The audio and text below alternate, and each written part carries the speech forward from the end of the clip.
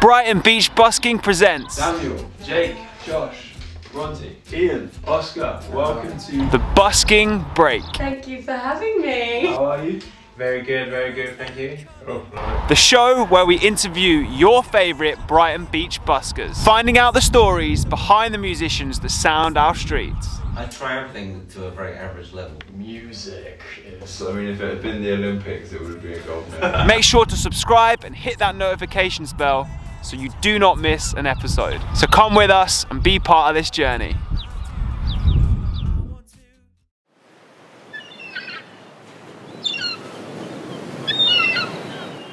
Hello and welcome to Busking Break here at the Works Pier. Today we spoke with Oscar Chaos. He said some really salient things and I hope you enjoy this conversation. Oscar, welcome to the Busking Break. I'm here. How are you? Very good, thank you. Yes. Good, good. Keep sunny. So you're a guitar player, singer, you're a busker. Let us know sort of your journey as a musician. When did you begin? How did it come about that you started music, and how's the journey been to get you to where you are today? Well, I think I really played guitar when I was at school, and I wrote songs, in school and things, and I used to play them for my friends. It was cool, and then I went travelling. I went to Morocco, Cool. and I met all these like Berbers and desert tribal, and like had some. They were playing like this Granada music that was like trance and stuff. And then my whole idea of music changed. So I went on this musical journey, and then I was in Spain playing, and then I went to Australia. Cool. And I think it was like, I had 3 months left, and I was either going to get a job as a dishwasher or go and busk. And I was like, okay, I'd rather busk. And at the end of it, I made way more money and had a much better time. Uh-huh. So yeah, it was great. And then I went to Ireland hitchhiking, and then back to Australia, and I was living in Turkey for a while, writing songs, and then I was in Spain playing as well. But it's always been a process, and I feel like to express myself properly it takes quite a lot of years of dedication, because it's like you might have something, but to be able to present that properly takes quite a while. Mm-hmm. Wow. You've been travelling around. Quite a while, yeah. That's awesome. What was the kind of like motive to travel in the first place? I think I was reading a lot of books like Kerouac and Herman Hesse and stuff like that. So yeah, it was like I was going to go to Greece. I had some amazing idea I was going to go to Greece or something, and I did just go to Greece recently. I was good busking there as well. It was cool. And I'm always learning new stuff, like I've got a loop pedal now, and I'm just got my flute out, my bansuri. Oh, cool. So I'm trying to incorporate that into this, and I'm recording soon, so. Oh, cool. So you've like got, as a musician, you started on guitar, but you were like... Yeah, mainly guitar, yeah. I can play a bit of harmonica and flute, and in India I always had this harmonium, and I just making it up in the studio, but it works sometimes. So yeah, a bit of melodia and stuff like that. Yeah. That's so cool. So you were in Australia when you first started busking. Yeah. And then you come I'm assuming you've busked in all these other places. Wow. Yeah. So does anywhere stand out? Have you got any stories you can share of times that you can think of? Basically, yeah. There was some good moments. When you make a lot of money in a song, that's nothing beats that. Because you just feel instant gratification, and if if you need money, then all your problems have just been answered in a second. And in fact, Australia can be crazy. People just throwing money at you and stuff.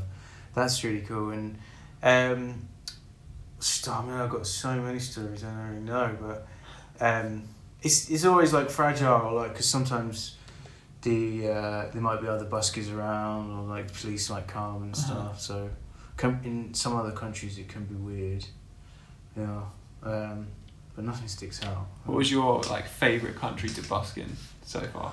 Actually, I think here. Yeah, I like it because lyrically people can understand my words, and also they might be able to understand what I'm trying to do. You know, when I was playing in other countries, they just couldn't grasp if I was from there playing something or whatever. But here it's like I think they can understand what I've, because the sound I've got is like a mix between where I've been. So it's sort of if you listen to it, you could hear those elements. But if you were from there, they might get a bit confused. So I've struggled with that quite a bit. And you busk in Brighton. What do you like about busking in Brighton?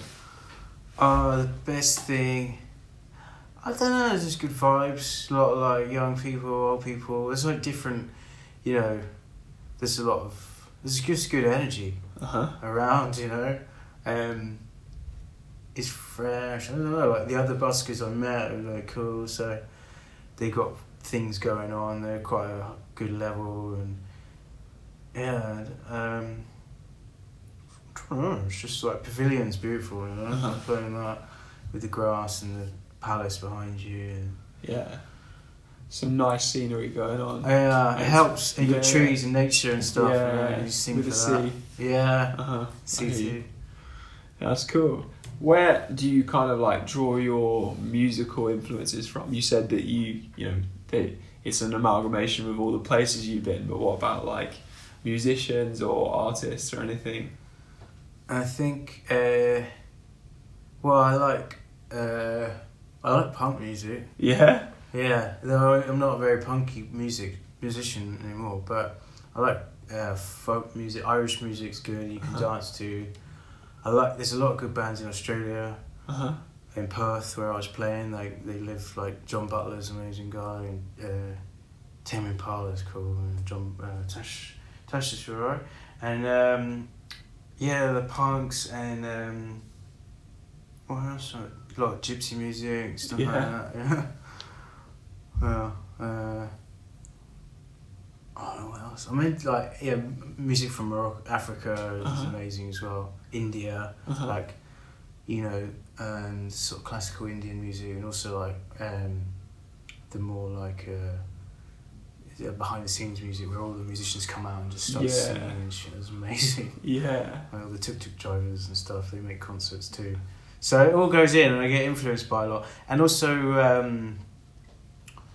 like buskers, you know, like there's a lot of bands in Istanbul and Spain and stuff, and I'm always getting influenced by them.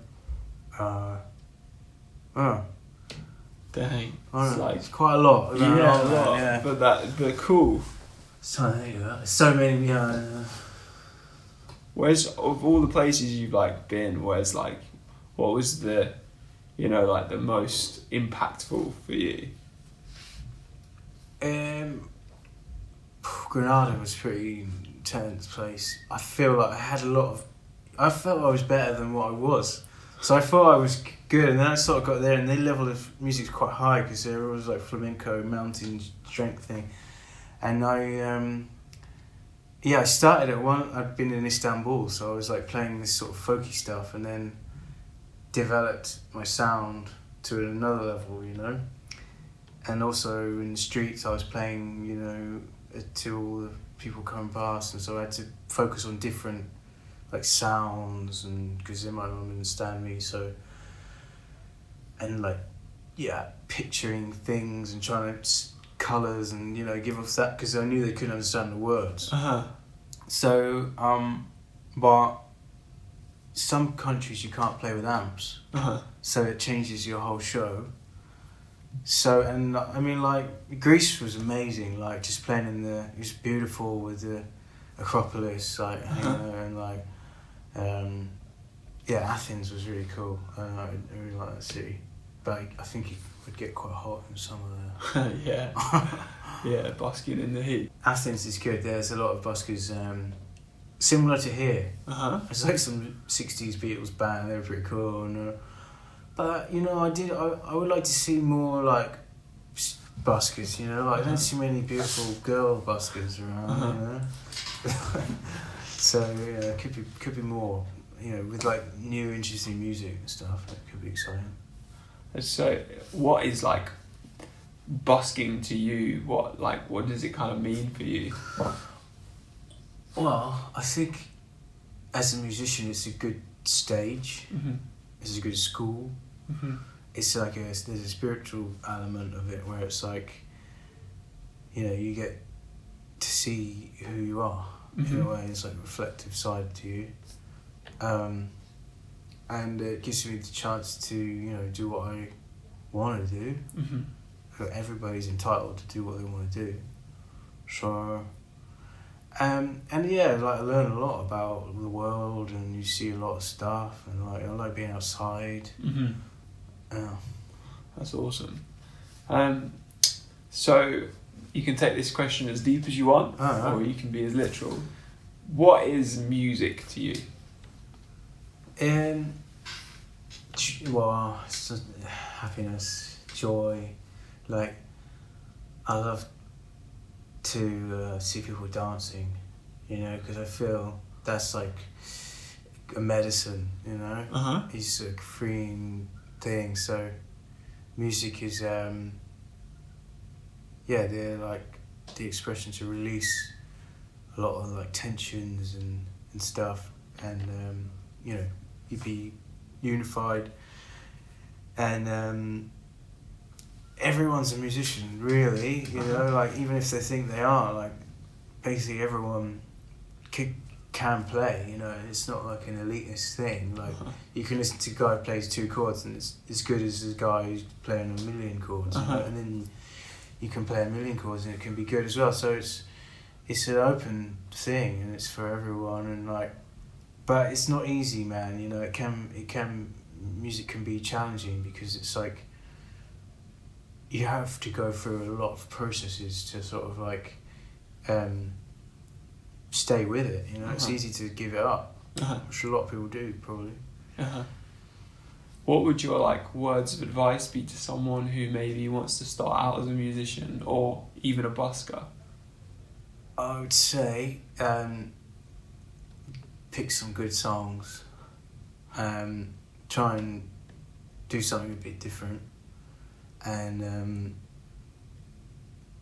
like know that it's going to be like a job, you know, like, and when you go to work you have to face loads of shit you don't want to face, so it's going to be that side of it, because if you're going to follow something that you love, it's weird, people will normally, when they follow something they love, then they give up quickly, but when they do something they don't love, they do it for a long time. So it's like, just like stay with it, and there's support around, you know, like if you're doing that, you're on that path, so you'll be giving off that kind of feedback, and you'll meet people that will, you know, inspire you and push you, and yeah, like, it does take a while. And I think if you're, you know, a good busker, you should reach the next stage, you know, and like become a professional musician, and like that's a good step, you know. Yeah, a good stepping stone in that direction. Yeah. I like what you said about it being like a school as well. Yeah. Like you can learn a lot as a busker. Like teaches you loads about performing as well as like improving you as a musician. And money, you have to study money, and like, okay, have gratitude. Sometimes I don't not get enough money, so I have to think, what did I get from that? Like, and then, you know, sometimes I might have a shit day, and I might just think, fuck it, I'll get a beer, and then I meet someone and I just remember like, oh, it's not so serious, and so yeah, there's a lot of stuff going on, and it's full power. Like you have to really give everything, you know. Because it's a lot of walking, a lot of waiting, a lot of reading, like, musicians, if they're going to start, are they going to play, are they going to, like, do I play now, and when's the right time, like, and sometimes you might have to wait around for a couple of hours and might get frustrated, then you might release that frustration, and then, like, say you got to play, sometimes you have to play all of your stuff and give it 100%, and then you'll get it, and then, but sometimes then you have to go do another set in 2 hours and give 100% again. So it's like you have to know how much to give and how much to use and all sorts of stuff. Oh, that's cool. That's really like motivating in a way, I think. That's cool. Do you think that here in Brighton anything could be done maybe by the council or anything to help buskers?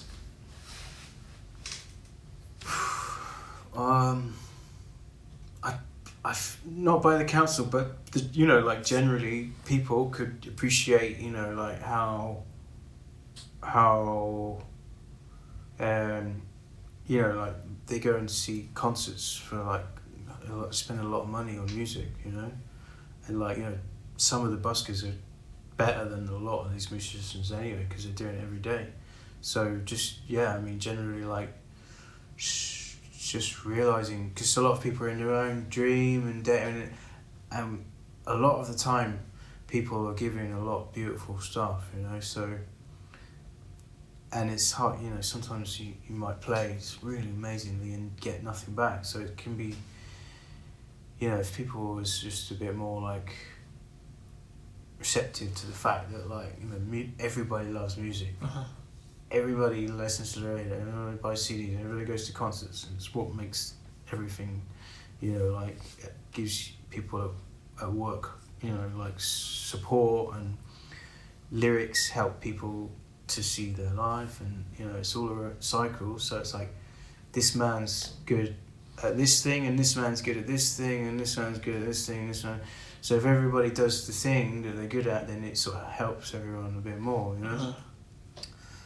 So, just if, yeah, like people, you know, like appreciate that, you know, you gotta like buy batteries, you gotta print CDs, you gotta try and record stuff, you've got, as an independent musician, you have to pay for that all yourself, so it's like, you gotta buy strings, you gotta like, you got to feel good, you got to eat, you got so much to do, so it's like, it's hard to get the balance financially, you know? There's way more to it than some people might realise. I got batteries, you know, it's just like, yeah, so, and then you got to give all your energy, you know, so it's a lot, man. It's well said. It's definitely something worth mentioning, so I'm glad you have.